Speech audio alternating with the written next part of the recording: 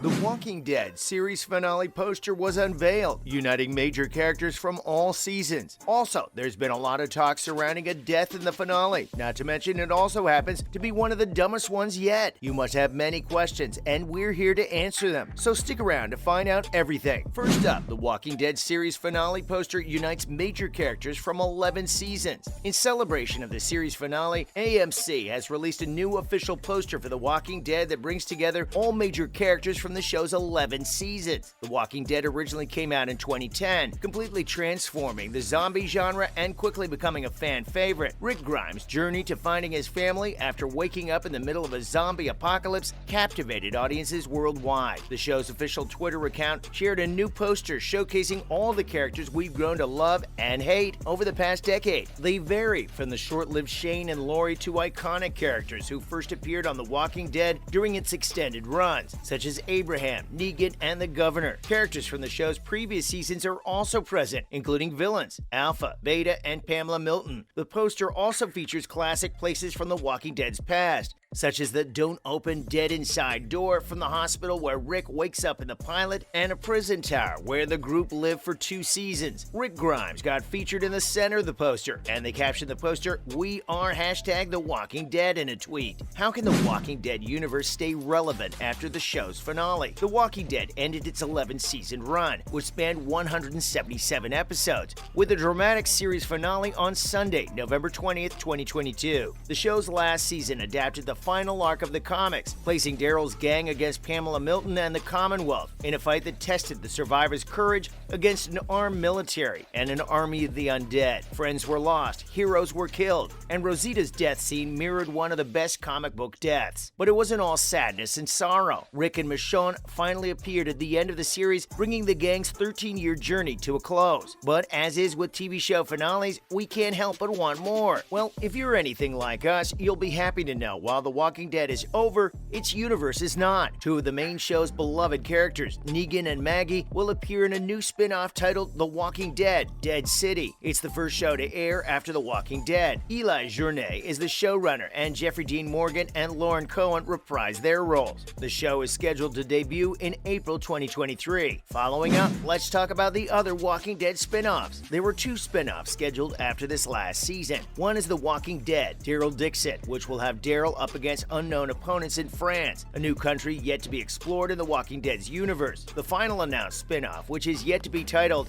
follows Rick Grimes and Michonne as they try to find their way back to each other, which was hinted at during the season finale. We saw Michonne in new armor as she rode a horse searching for Rick while the former sheriff's deputy got caught escaping. Fans can learn more about this in the already completed spin-off show, The Walking Dead World Beyond. The Daryl and Rick Michonne spin-offs are slated for release in 2023, but they have set no exact date. So you see, The Walking Dead as a series may have finished, but the universe is in excellent hands. Coming up, The Walking Dead finale delivered one of the show's stupidest deaths. Sure, The Walking Dead ended after 11 seasons, but fans know this is far from the end because multiple spin-offs exist in the works. Those spin-offs save some individuals from the teeth of a walker, but we always expected that the extended episode would kill off some beloved characters, despite a relatively death-free last season. Despite the episode beginning with several of our favorite in a Glen under the dumpster position, only a handful ended up as walker food. Perhaps it's for the best because the finale's most prominent death is also one of the show's dumbest. Up next, let's talk about the whole Rosito scenario. The unreliable scenario at the show's beginning causes some characters to bite it. No offense to Juke and Jules, but their deaths were hardly the types that made us think the ending meant business. Rosita, Eugene, and Gabriel got into a pickle when attempting to reunite with their friends after discovering the children. They had to shimmy up a pipe to get to safety, and to give us a taste of what was to follow, Rosita insisted on Eugene and Gabriel going first. Eugene and Gabriel leave Rosita to fend for herself before climbing up. Rosita had Coco swaddled to her chest, and the fact that the men left without her didn't appear to matter at first. She makes it a little way up before being grabbed by the walkers. Then she slides back down towards the ground and gets surrounded by the undead. Seeing a mother and her baby getting eaten is a horrible sight, but it would have been a braver move than what happened after that. In a hilariously unrealistic sequence of events, Rosita fights her way out and climbs into an ambulance before leaping to safety. Now, The Walking Dead has never been a show known for logic, so we'll disregard that leaping at such a high speed to a pipe against a wall would almost certainly have resulted in catastrophic injury to the child swaddled to her front. It's part of what makes this such a dumb death.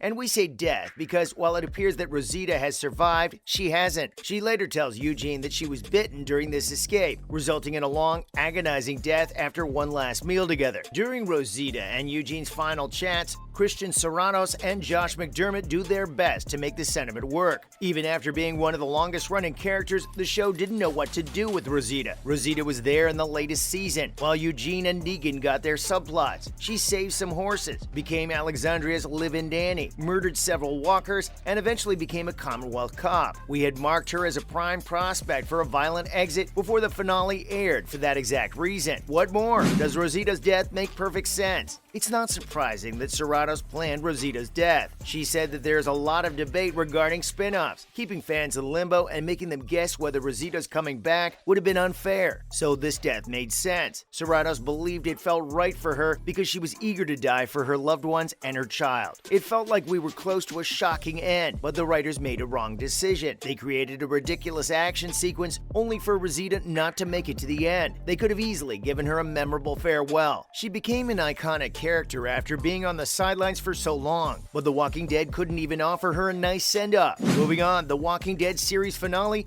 sets up variants for a big future. The second last episode of The Walking Dead revealed variant zombies to any remaining protagonists who thought they were now slow. Rest in Peace sets up this evolved species for a future in The Walking Dead franchise. In a nod to Season 1 of The Walking Dead, a variation zombie smashes through the glass door of a Commonwealth hospital, forcing the survivors to leave. On a side note, if you don't remember, this scene pays homage to a moment from Season 1 where a variant zombie uses a rock to break through the glass door of the hospital, and you guessed it, forces the survivors to flee. The Walking Dead series ending leaves no doubt that the survival strategies adopted have become redundant, making the zombie apocalypse an unpredictable landscape once more. Even Mercer's strategy for destroying the Commonwealth swarm is based on the fact that variations cannot be led away. In response to this surprising revelation, Maggie determines that her people need to learn more about the world, paving the perfect path for the story to continue. Finally, the variant zombies' arrival has sparked questions. The arrival of variant zombies in The Walking Dead has raised questions for the main cast. It has altered their perception of the undead threat, and the increasing prevalence of variants within the zombie population means that the number of this new sort of walker will only increase. Variants play a minor role in Rest in Peace, and many mysteries surrounding their presence remain unresolved. But we're sure that upcoming spin-offs will give us a more in-depth look at these new zombies. That's a wrap for this video. What are your thoughts on The Walking Dead? Let us know in the comments below. Please give this video a thumbs up and subscribe to our channel for more videos like this. See you at the next one.